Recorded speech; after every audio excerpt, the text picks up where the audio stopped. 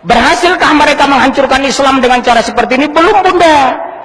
Bentuk tahun 2012, bentuk kekuatan menghancur Islam, munculkan JIL. Ibu tahu JIL kan? Jaringan Islam Liberal.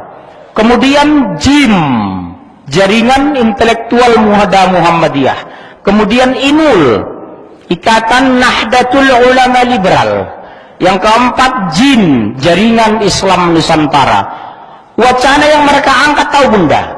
Semua agama sama. Kedua apa? Jilbab budaya Arab. Kelamin aurat wanita hanya kelamin. Pakai kolor doang boleh keluar. Perjalanan haji harus dihapus. Karena apa? Pemborosan. Membolehkan nikah beda agama. Al-Quran sudah harus direvisi. Hebat kan mereka? Kenapa sejahat itu mereka menafsir Al-Quran? Inna sholata tanha 'anil fahsyi wal munkar wal baghi. Sesungguhnya sholat mencegah dari perbuatan keji dan mungkar. Apa kata dosen JIL di Jakarta? Kalau sudah tidak melakukan perbuatan keji dan mungkar, berarti tidak wajib sholat. Ini setan atau ustaz? Lihat Dr. Ade Armando, orang awak ini, dosen pascasarjana UI, apa dia bilang? Menekan Menteri Agama agar membubarkan perjalanan haji karena pemborosan. Mereka katakan jilbab budaya Arab. Lihat Bu Megawati, jadi orang Islam tidak mesti orang Arab. Yang dia sindir itu jenggot. Dia lupa pejuang Indonesia Muslim semua berjenggot. Teuku Umar, Imam Bonjol, Diponegoro, Hashim Asy'ari, Ahmad Dahlan, semua orang berjenggot. Dia lupa mengurus Pak Karno waktu sakit menjelang meninggal orang Arab. Dia lupa gedung naskah proklamasi itu punya orang Arab. Dia lupa Indonesia awal merdeka mengakui kemerdekaan Republik Arab Mesir. Dia lupa kalau Indonesia dibully di PBB, 11 negara Arab all out membela kita. Dia lupa duta besar yang handal di dunia dari Indonesia itu keturunan Arab. Dia lupa tsunami terjadi di Aceh, ratusan miliar negara Arab membantu tanpa publikasi. Subhanallah. Betul? Dia lupa suami pertamanya orang Arab. Iya Bu, langsung udah namanya ngerumpi paling senang ibu langsung diri dia sebelah sana bukan sini.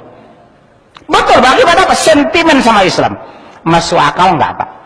Belajar Islam ke Amerika, gurunya orang Yahudi.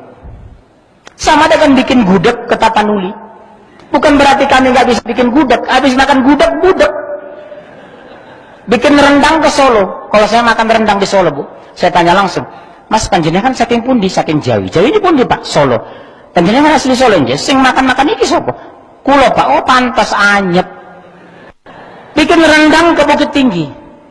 Bikin karedok mah ke Sukabumi. Bikin apa lagi Bu? Bikin gudeg ke Jogja.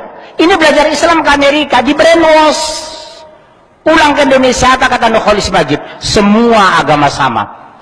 Pintu gerbang pemurtatan apa? Ketika JIL menyampaikan bahasa itu, semua agama sama. Padahal Al-Quran tegas dan objektif. Inna dina indallahil Islam. Subhanallah. Yang kedua, hijab peraturannya dari Allah karena menguntungkan. Kedua, ibu mulia. Ketiga, ibu dijaga. Yang keempat, ibu diampuni. Itulah substansi orang berhijab. Tapi syaratnya maaf, hijab syar'i. Pelan-pelannya Bu, diturunkan ke bawah.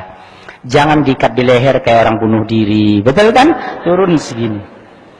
Insya muncul pertanyaan, cukupkah mereka menghancurkan ini? Oh belum, masih ada cara. Apa caranya? Subhanallah. Satu, hilangkan sinyal sains dan teknologi dari ilmu pengetahuan Islam. Hilangkan sains dan teknologi dari Islam. Apa contohnya? Waktu saya SMA di Medan, SMP, SD, saya tidak mengenal matematika, yang ada aljabar. Aljabar itu dari aljabar yang menemukan matematika, huruf dan angka. Hilangkan aljabar, masukkan matematika. Saya tidak mengenal astronomi yang ada data. Ilmu falak. Dulu saya tidak mengenal biologi. Muncul apa? Ilmu hayat. Dulu waktu saya di Medan nggak tahu saya etika, yang ada akhlak. Sekarang aljabar ganti sama matematika. Ilmu falak munculkan astronomi. Akhlak rubah menjadi etika. Dulu pelacur ganti dengan PSK. Kerja adek mah di mana? Di Jakarta adek. Oh adek saya mah PSK. Orang izin. Nggak malu tak? Kenapa? Pekerja seks komersial sama dengan orang Telkom, Pertamina, sama-sama bekerja. Betul? Akhirnya orang pelacur tidak merasa malu. Kalau bahasa sastranya eufemisme. Apa? Penghalusan bahasa. Orang berzina tidak malu menjadi pezina. Sekarang korupsi hilangkan dari media apa? Kesalahan prosedur. Oh adik saya mah bukan berzina. Apa? Kecelakaan. Biasanya kecelakaan tenyok. Ini kok benjol. Ini yang jadi masalah. Dihancurkan oleh bahasa Yahudi. Betul ya Pak? Sekarang murtad hilang dari media apa? Pindah agama, mutasi. Kafir, oh jangan umbar media Pak, vulgar, kasar. Itu anti NKRI, intoleransi, oh jangan kafir, apa? Non muslim. Berani nggak ente? Kenalin dong teman saya kafir, nggak berani lagi kan? Pasti kenalin Pak, teman saya satu kampus di ITB, teknik metalurgi, apa? Beliau non muslim. Oh beliau bukan murtad, pindah agama, mutasi ke neraka. Betul kan? Hati-hati anak muda sekarang, bahasa diganti dengan bahasa eufemisme. Target Yahudi, hilangkan dosa dalam pemikiran generasi muda Islam. Hilangkan sinyal teknologi dari kampus. Lihat sekarang, teknik. Siapa teknik ITB? Ada teknik ITB, antum? Siapa yang di ITB ini? Nggak ada yang kuliah, kapan kuliahnya nih? Siapa anak ITB di sini? Nih, berapa SKS ditawarkan sampai selesai? 150 kan? Saya ngajar juga di kampus. Trisakti dengan UI ekonomi 144 SKS. Bayangkan, agama cuma semester 1. Semester 2 sampai 7 sudah tidak beragama, betul? SD sampai SMA. Coba lihat, ujian akhir nasional, IPA, matematika, IPS. Agama tidak penting di Indonesia. Makanya waktu kemarin saya ditawarin kandidat Menteri Agama. Pak Munzir, mau nggak jadi Menteri Agama? Enggak. Loh, kenapa? Kalau saya jadi Menteri Agama, saya harus menghadiri, mendampingi Presiden Natal bersama, gongsi paca bersama, nyepi bersama. Saya nggak mau, hukumnya haram. Terus Bapak maunya apa? Menteri Pendidikan, saya bilang. Kalau Menteri Pendidikan, saya ubah kurikulum. 104 SKS, 144 cukup 120. Yang teknik cukup 120. 30 terlalu banyak 150 itu. Tapi sampai sekarang HP saya aktifkan, tidak ada dihubungi Jokowi. Ya sabarlah. Tapi mohon maaf, kalau saya jadi menteri, saya nggak bisa tabligh akbar lagi. Udah sibuk ya. Belum jadi sombong, gimana jadinya? Masya Allah. Hancurkan, hilangkan sinyal bahasa Arab dari hidup umat Islam. Lihat, gedung DPR representasi Islam terbesar di dunia. Pakai bahasa Arab atau bahasa Sanskerta? Lihat bandara di Soekarno-Hatta, begitu bandara, simbol Hindu, simbol Islam. Pernik-pernik Bali atau pernik-pernik Betawi. Padahal berada di Jakarta, subhanallah. Tidak ada yang protes kecuali saya. Orangnya saya sensitif loh, melihat simbol-simbol itu. Bapak mendarat di New Delhi, yang dibanggakan mereka apa? Taj Mahal, masjid. Orang mendarat di Bandara Soekarno-Hatta, yang dimunculkan apa? Patung agama Hindu dan pernik budaya Bali. Betul?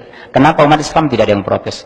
Gedung DPR, gedungnya semua nama-nama ruangan di sana bahasa Sanskerta, bukan bahasa Arab. Agama mayoritas di Indonesia, tidak ada yang protes ulama kecuali saya. Subhanallah. Sudah hilang struktur Islam dari masyarakat kita. Kita Islam hanya di masjid, di luar sudah mulai liar. Betul ya Pak? Letakkan HP di WC, 2 menit hilang. Bukan hilang, diambil orang, lupa mengembalikan. Setelah dihancurkan struktur berpikir kita, tanah kita mereka kuasai, ekonomi kita sudah hancur, budaya kita sudah diacak, baru muncul Al-Quran. Buka Al-Quran, surat 2, ayat 105 dan 109. Endingnya di sini. Langsung, saya mau pulang ini. Ya siap, silakan. Langsung baca, kasih mic. Langsung terjemahan surat 2 105 109. Langsung cepat cari. Ada terjemahannya kan?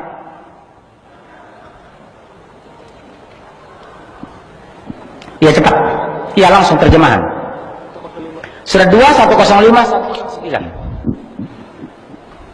Langsung. Udah.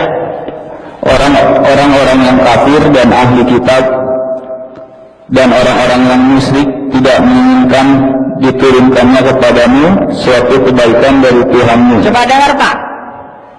Orang-orang ahli kitab, Yahudi dan Nasrani, dan orang-orang kafir, Hindu, Buddha, Konghucu, ateis, komunis, tidak menginginkan diturunkan kebaikan kepadamu. Coba lihat, resmi pernyataan Allah ini. Indonesia bukan dikepung, bukan terkepung, sengaja dikepung. Begitu ekonomi kita tumbuh 7% zaman Pak Harto, jatuhkan Pak Harto. Sekarang bertahan cuma di angka 5,0. Subhanallah.